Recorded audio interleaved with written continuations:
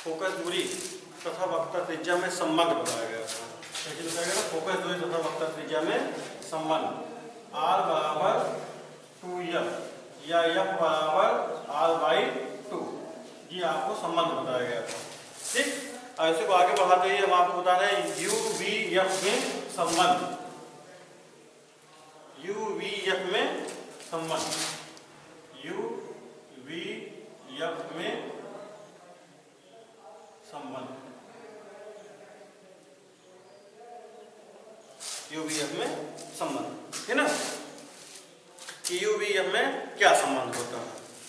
ठीक, तो आप यहाँ पे जानते होंगे पहले से ही बताया जा गया है चिन्ह परिपाटी वाले में कि u क्या है, v क्या है, f क्या है। ठीक, u आपका ध्रुव से, दर्पण के ध्रुव से वस्तु की दूरी होती है, v जो होता है दर्पण के ध्रुव से प्रतिबिंब की दूरी होती है, तथा f जो है दर्पण के ध्रुव से फोकस दूरी होता है। ठीक, अब यही तीनों में ये u आपका है वस्तु की दूरी, ये प्रतिबिंब की दूरी, ये फोकस दूरी, इन तीनों में संबंध बताना है, संबंध क्या चीज होता है ना। तो उसमें देखिए हम एक दर्पण लेते हैं अवतल दर्पण, अवतल दर्पण। ठीक, अवतल दर्पण लेते, इसके मुख अक्ष है, ये आपका ध्रुव है, ये क्या है मुख अक्ष, ये मुख अक्ष हो गया, ये ध्रुव हो गया। यहाँ पे एक वस्तु रख देते हैं। अब वस्तु रखते हैं तो यहाँ से जब प्रकाश किरण चलेगी मुख अक्ष के समांतर, ये जाके यहाँ पे यम बिंदु पे टकराती है। टकराने के पश्चात आपको बताया गया है प्रतिबिंब बनने के नियम में कि जब कोई वस्तु, जब किसी वस्तु से चलने वाली प्रकाश किरण दर्पण पर टकराती है तो टकराने के पश्चात जब वहां से लौट रही है तो कहां से होकर जाएगी, या परावर्तित हो रही है कहां से होकर जाएगी, फोकस से होकर जाती है। ठीक, ये कहां से निकल जाएगी, फोकस से निकल जाएगी। और जब ये फोकस निकले और दूसरी प्रकाश किरण वक्रता केंद्र से इसके निकल जा रही है, दूसरी प्रकाश किरण कहां निकल जा रही है, वक्रता केंद्र से निकल जाए, तो ये जिस वक्रता केंद्र से जाने वाली प्रकाश किरण जिस मार्ग से गई उसी मार्ग से क्या हो गई, वापस हो गई। ये आपकी f हो जाए। थोड़ा सा चित्र ये गड़बड़ बन रहा है,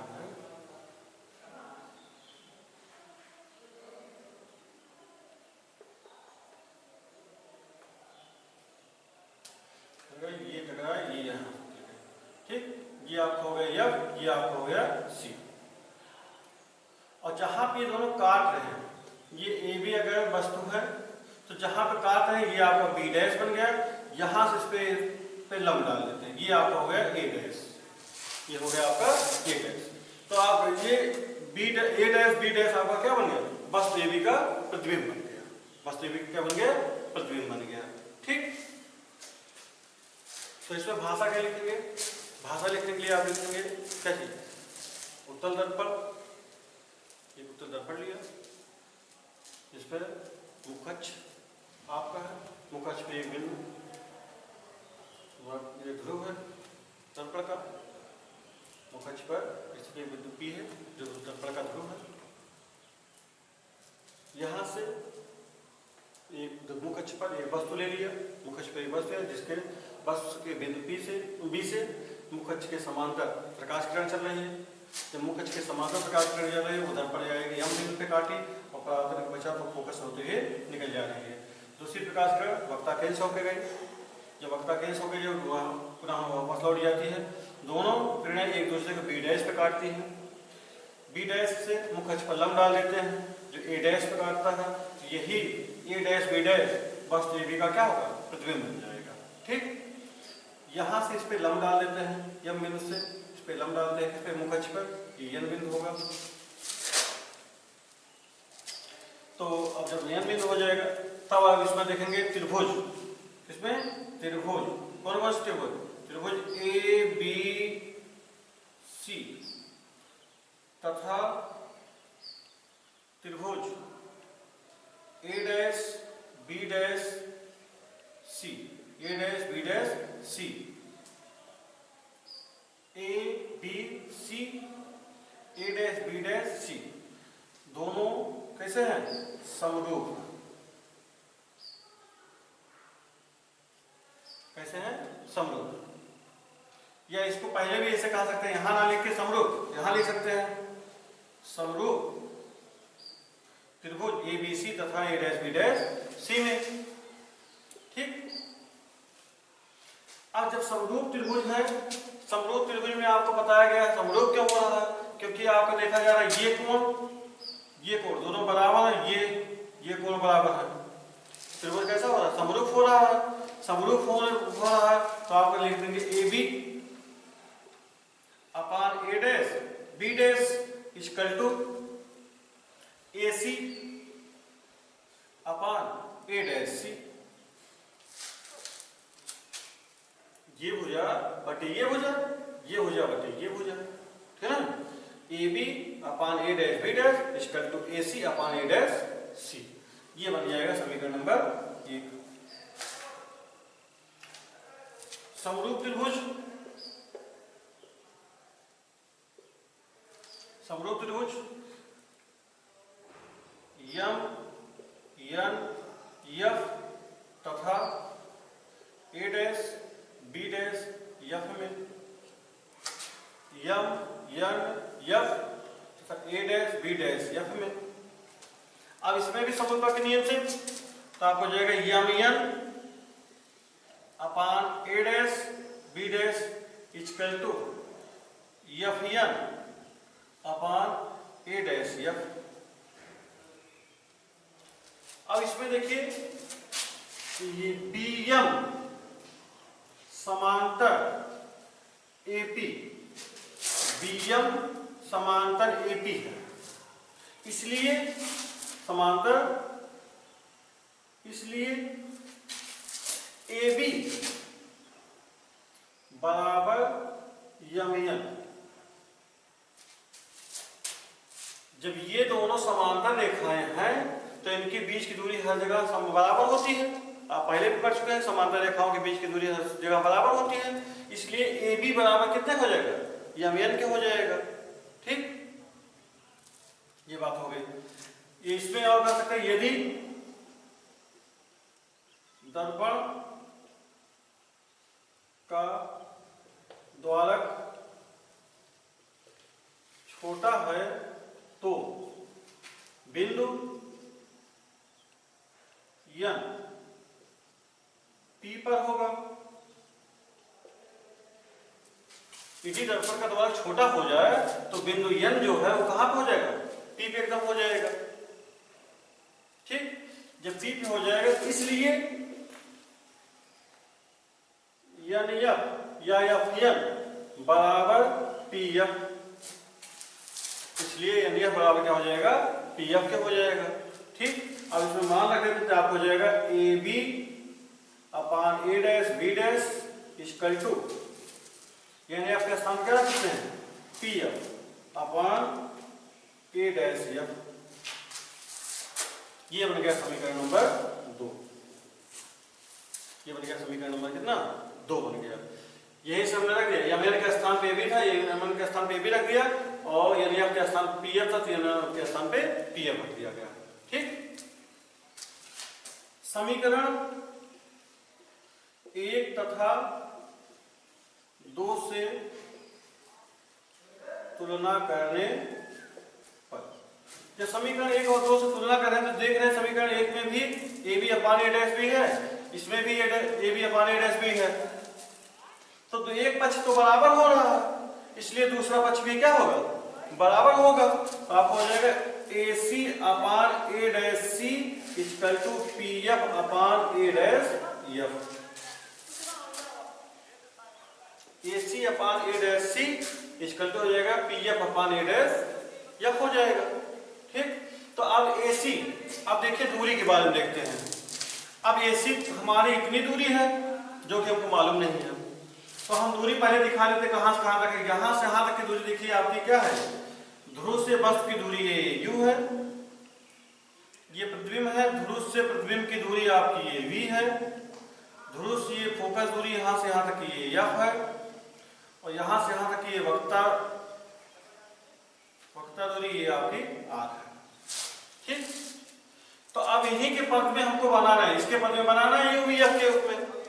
तो हमको ए सी को, ए डैश सी को, पी एफ को, ए डैश एफ को इस प्रकार से समायोजित करना है कि वो यू वी एफ में प्राप्त हो जाए, बन जाए। तो अब देखिए ए सी इतनी दूरी है, तो इतनी दूरी हमको मालूम नहीं है, तो हम इसको अगर ए सी है तो लिख सकते हैं P A minus P C. अगर P A minus P C लिखे तो इतनी दूरी हमको मालूम हो जाएगी ना। ठीक, तो P A minus P C upon, अब A dash C, A dash सी इतनी दूरी है, ये भी नहीं मालूम है, तो इसको लिख सकते हैं P C minus P A, P C minus P A, क्योंकि पी सी दूरी हमको मालूम है, यहां से यहां तक की आर मालूम हो रही है, और पी ए यहां से यहां तक यह मालूम आपका भी मालूम हो रहा है ना। तीसरी equal to P F, P F देख रहे हैं यहां से यहां तक की फोकस दूरी है तो पता ही है, तो इसको इस तरह में P F upon A dash F. अब ए डैश एफ इतनी दूरी है, ये भी नहीं मालूम है, तो यहां से यहां तक क्या कह सकते हैं P A dash, P A dash P C minus P A dash, P A dash, P A dash minus, अब पी ए डैश इतना, इसमें से अगर पी एफ हटा दे तो यह हो जाएगा पी एफ हट गई। ठीक, तो अब आपको यहाँ पे वैल्यू रख सकते हैं पी ए, पी ए यहां से आता कितना है यू। अब एक चीज और ध्यान देना, यहाँ पे मान रखते वक्त यहाँ पे ध्यान देना है चिन्ह प्रपाटी का, मान रखते वक्त यहाँ पे ध्यान देना किसका, चिन्ह प्रपाटी का।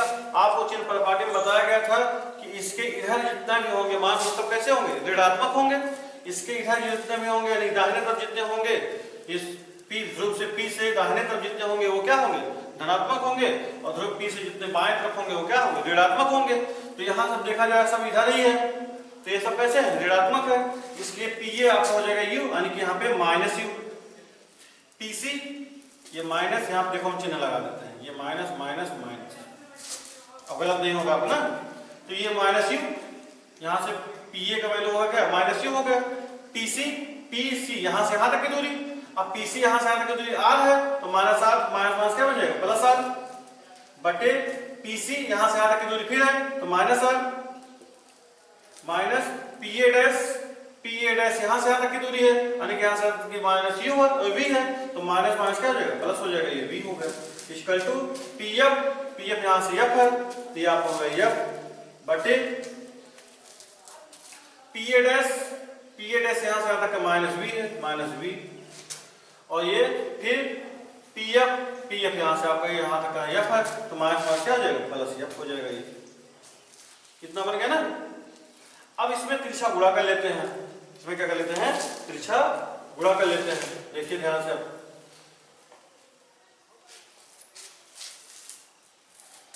तिरछा गुणा करते पहले वी से इसमें कर लेते हैं, माइनस माइनस क्या प्लस हो जाएगा यू वी, माइनस माइनस क्या बन जाएगा ये प्लस हो जाएगा, यू वी हो गया, फिर वी से आर में तो माइनस वी आर,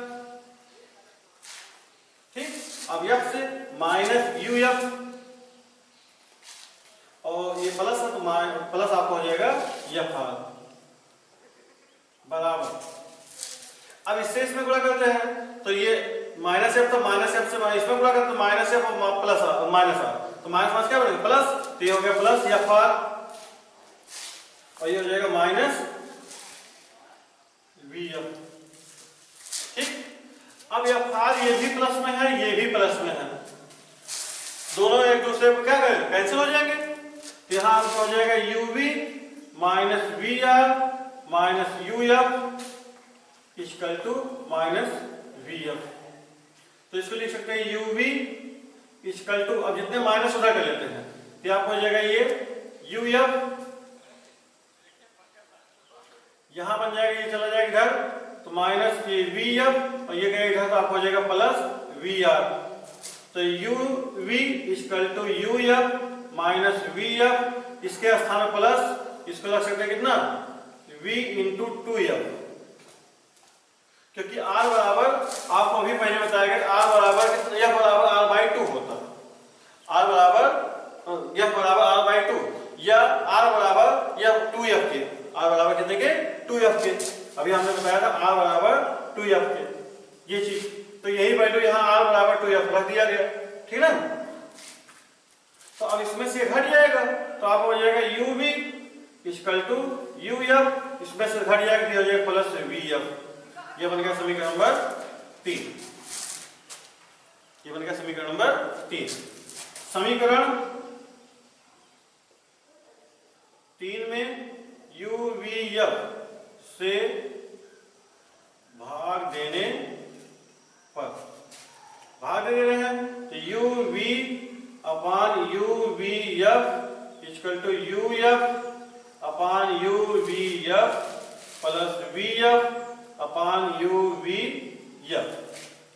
तो आप देखिए uv से uv कैंसिल हो गया, vf से vf से कैंसिल हो गया, uf से uf कैंसिल हो गया, यहाँ uv से uv, तो 1 upon f equal to 1 upon v धन 1 अपान u।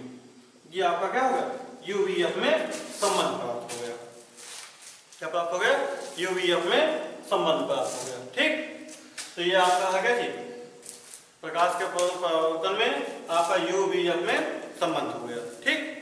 इसके सहायता से, अवतल दर्पण की सहायता से, अब उत्तल दर्पण की सहायता से आप स्वयं करके कमेंट करेंगे। आप कमेंट में उत्तल दर्पण की सहायता से करके आप भेजेंगे, ठीक ना, कमेंट कर देंगे। तो अब इसमें आपका ये अध्याय कहने मतलब प्रकाश का परावर्तन वाला पार्ट, अपवर्तन का नहीं, प्रकाश का परावर्तन का पार्ट यहीं पर आपका समाप्त होता है, ठीक ना। इसमें अब न्यूमेरिकल है, न्यूमेरिकल में देखिए एक आध न्यूमेरिकल हम करा लेते हैं।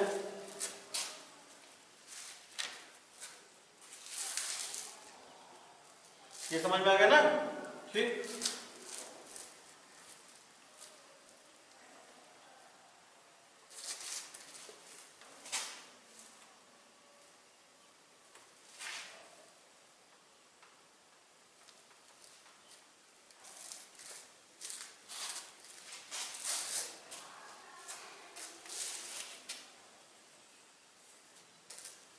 देखिए कहा जा रहा है एक अवतल दर्पण के मुख्य अक्ष पर ध्रुव से 30 सेंटीमीटर की दूरी पर, एक अवतल दर्पण के मुख्य अक्ष पर, एक अवतल दर्पण के मुख्य अक्ष पर ध्रुव से 30 सेंटीमीटर, तो से 30 सेंटीमीटर दूरी पर इस वस्तु का प्रतिबिंब 30 सेंटीमीटर दूरी पर स्थित वस्तु का प्रतिबिंब, स्थित वस्तु का प्रतिबिंब वस्तु के ऊपर ही बनता है, प्रतिबिंब वस्तु के ऊपर ही बनता है। दर्पण की फोकस दूरी तथा रेखीय आवर्धन, दर्पण की फोकस दूरी तथा रेखीय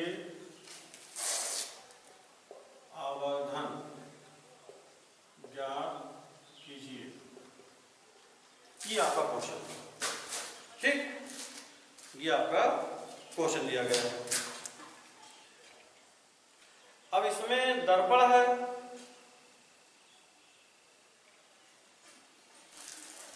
कहा जा रहा क्या चीज, क्वेश्चन ध्यान से पढ़िएगा।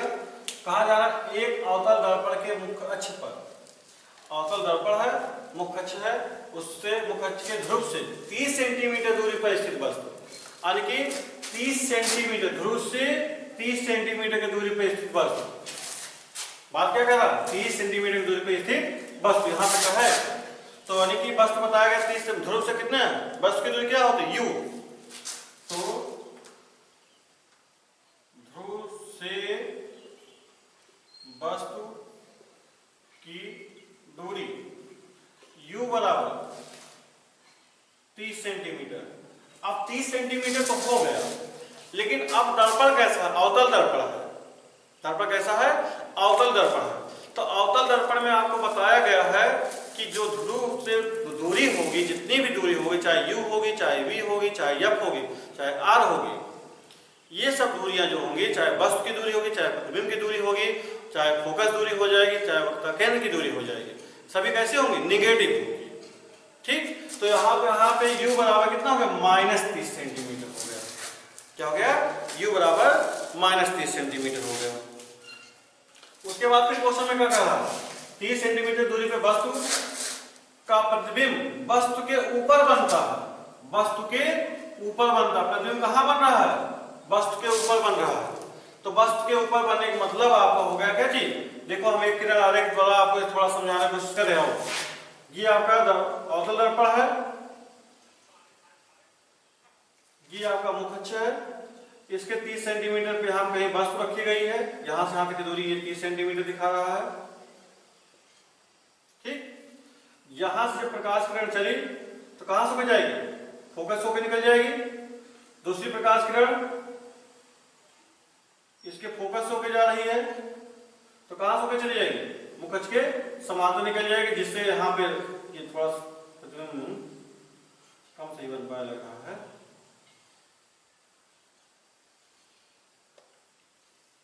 ये जाएगा ना,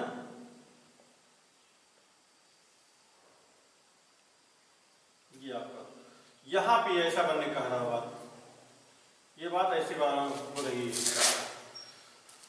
ये आपका ए बी वस्तु है और ये ए डैश बी डैश आपका ये प्रतिबिंब बनता है। तो कहने का मतलब ये जब ध्रुव से यहां तक की दूरी आपकी क्या है? u है। तो यहां से यहां तक की प्रतिबिंब भी वही दूरी बता रहा है, तो ये भी v हो जाएगा ना। इतने ही दूरी v हो जाएगी, कितने हो जाएगा? बात समझिएगा। यहां से जब ध्रुव से वस्तु की दूरी बता रहा है 30 सेंटीमीटर और प्रतिबिंब उसी के ऊपर बन रहा है, वस्तु के ऊपर ही प्रतिबिंब बन रहा है, तो आपका यहां से यहां तक की दूरी v की भी कितनी हो जाएगी? 30 सेंटीमीटर हो जाएगी। तो कहने का मतलब ध्रुव से प्रतिबिंब की दूरी v बराबर -30 सेंटीमीटर, ये भी हो गया। ठीक, अब पूछा क्या जा रहा है? बनता है दर्पण की फोकस दूरी। सबसे पहले दर्पण की फोकस दूरी, तो दर्पण की फोकस दूरी मतलब यह ज्ञात करना है। ध्रुव से फोकस दूरी ये आपको ज्ञात करना है। तो अभी आपको बताया गया एक सूत्र, UVF में संबंध बताया गया। कैसे? UVF में संबंध। तो लिख सकते हैं गोलीय दर्पण के सूत्र से, गोलीय दर्पण के सूत्र से, या कह सकते हैं अवतल दर्पण के सूत्र से। तो 1/F बराबर 1/V धन 1/U, ये सूत्र है। मान रख दीजिए सबका। 1/F बराबर 1/V का मान -30 प्लस 1/-30, 1/-30 धन 1/-30। तो अब आपको हो जाएगा ये दोनों बराबर हैं, तो 1/F इक्वल टू हो जाएगा, और दोनों ऋणात्मक है तो इसलिए हो जाएगा -2/30, -2/30 हो जाएगा। दोनों को क्या चीज? दोनों का हर क्या है? बराबर है, तो सीधे जुड़ जाएगा। तो -2/30 होगा, जिसको काट देंगे तो आपको हो जाएगा F बराबर 1/F बराबर 2/-1/15, 1/15 कितना हो जाएगा? 15 की जगह 1/15 हो जाएगा माइनस में। तो इसका गुणा कर लो, तो F बराबर कितना हो गया? F बराबर माइनस, यहाँ पे F बराबर -15 सेंटीमीटर, F बराबर -15 सेंटीमीटर। फोकस दूरी कितनी आ गई? -15 सेंटीमीटर आ गई। फोकस दूरी कितनी आ गई? -15 सेंटीमीटर आ गई।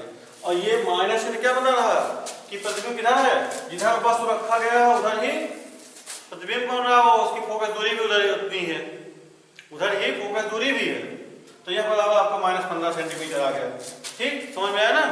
तो कहा गया क्या जी, ध्रुव से वस्तु की दूरी बराबर u बराबर -30 सेंटीमीटर, ध्रुव से प्रतिबिंब की दूरी v बराबर -30 सेंटीमीटर, ध्रुव से फोकस दूरी f बराबर आपको ज्ञात करना है। तो गोलीय दर्पण के सूत्र से 1/f बराबर 1/v धन 1/u, 1/f बराबर -1/30 धन 1/-30 हो जाएगा, क्योंकि v का मान भी -30 है, u का मान भी -30 है, ये रख दिया गया। तो 1/f बराबर -2/30 हो जाएगा, क्योंकि दोनों का आधार बराबर से सीधे जुड़ जाएगा, तो -2/30 हो जाएगा। इसको हल कर लेंगे तो यह बराबर 1/-1/f बराबर -1/15 हो जाएगा, तो इसका गुणा कर लिया जाएगा, यह बराबर -15 सेंटीमीटर आ गया। ये तो आ गया आपका क्या चीज, फोकस दूरी। अभी एक चीज और पूछ रहा है, रेखीय आवर्धन याद कीजिए। तो रेखीय आवर्धन आपको होता है, रेखीय आवर्धन बराबर आपका सूत्र होता है, रेखीय आवर्धन। पहले जान लो क्या चीज होता है रेखीय आवर्धन। रेखीय आवर्धन होता है किसी वस्तु का लेंस द्वारा या दर्पण द्वारा, दर्पण द्वारा बना प्रतिबिंब की लंबाई, किसी दर्पण द्वारा, किसी वस्तु का किसी दर्पण द्वारा बने प्रतिबिंब की लंबाई तथा वस्तु की लंबाई के अनुपात को रेखीय आवर्धन कहते हैं। या सीधे कह सकते हैं वस्तु के प्रतिबिंब की लंबाई तथा वस्तु की लंबाई के अनुपात को रेखीय आवर्धन कहते हैं। वस्तु के प्रतिबिंब की लंबाई बटे वस्तु के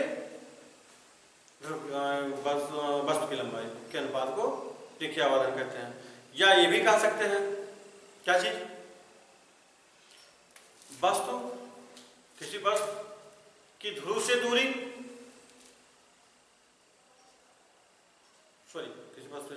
किसी प्रतिबिंब की ध्रुव से दूरी, किसी वस्तु के प्रतिबिंब की ध्रुव से दूरी तथा ध्रुव से वस्तु की दूरी के अनुपात को रेखीय आवर्धन कहते हैं। तो यहाँ पे आप होता है रेखीय आवर्धन को हम व्यक्त करते हैं यम से, यम बराबर आप होता I/O, इससे प्रतिबिंब इसे वस्तु, या बराबर इसे लिख सकते हैं V/U, V/U। तो ये रेखीय आवर्धन हो जाएगा यम बराबर I/O बराबर V/U, ठीक ना। तो अब आपका रेखीय आवर्धन जो होता है, यहाँ पे दर्पण है तो दर्पण के लिए आपका निगेटिव होता है, यहाँ पे आपका ये माइनस लगता है, -V/U, ठीक। तो आपको हो जाएगा यम बराबर, अब आवर्धन बात पूछा था, यम बराबर V आपको मालूम है और U मालूम है। अभी आपने क्वेश्चन देखा था V बराबर -30 सेंटीमीटर, U बराबर -30 सेंटीमीटर है, तो यम बराबर -30 और बटे -30, तो -1 कैसे, तो यम बराबर कितना हो जाएगा -1, और इसका मापक अनुपात है इसलिए इसका मापक नहीं होता है, ठीक है। तो आपका वस्तु कैसा बन गया, तो रेखीय आवर्धन कितना हो गया, -1 हो गया। तो पूछा गया था रेखीय आवर्धन ज्ञात कीजिए, तो रेखीय आवर्धन कितना हो जाएगा, -1 हो जाएगा। अगर वस्तु की लंबाई को प्रतिबिंब की लंबाई पता होता तो इससे ज्ञात कर लेते हैं, वस्तु की लंबाई और प्रतिबिंब की लंबाई पता होता तो I/O से ज्ञात कर लेते हैं। और अगर वस्तु से ध्रुव से वस्तु की दूरी और ध्रुव से प्रतिबिंब की दूरी पता है तो V/U से ज्ञात कर लेंगे, -V/U से ज्ञात कर लेंगे, ठीक ना। तो ये आपको प्राप्त हो गया, यह बराबर -30/-30, यह बराबर -1 हो गया, ठीक। तो ये आपका रेखीय आवर्धन प्राप्त हो गया। इस प्रकार से और सवाल भी आप लगाइएगा, जो भी सवाल नहीं आएगा वो व्हाट्सएप नंबर 94 52 60 45 70 इस पे कमेंट करके आप पूछ सकते हैं। जो भी सवाल किसी भी बुक से लगाइए, खासतौर से प्राथमिकता एनसीईआरटी को दीजिएगा। अगर एनसीईआरटी की बुक नहीं है तो आप किसी भी बुक से लगा सकते हैं, कोई बाउंडेशन नहीं है। जो आपके पास बुक अवेलेबल हो हाई स्कूल के स्तर की, उससे आप लगा सकते हैं, है ना। चाहे वो हिंदी मीडियम चाहे इंग्लिश मीडियम हो, सबसे आप लगा सकते हैं। जो समस्या हो आप इस व्हाट्सएप नंबर पे कमेंट करके पूछ सकते हैं, ठीक। तो इतना ही आज के। अगले लेक्चर में हम आपको प्रकाश का अपवर्तन के बारे में बताएंगे और उसमें अन्य सूत्र भी हैं, उसके बारे में बताया जाएगा, चर्चा होगी। तब तक आप इस पे और सवाल लगाइए। मस्त रहिए, खुश रहिए, कोरोना से बचे रहिए। ठीक, धन्यवाद, थैंक यू।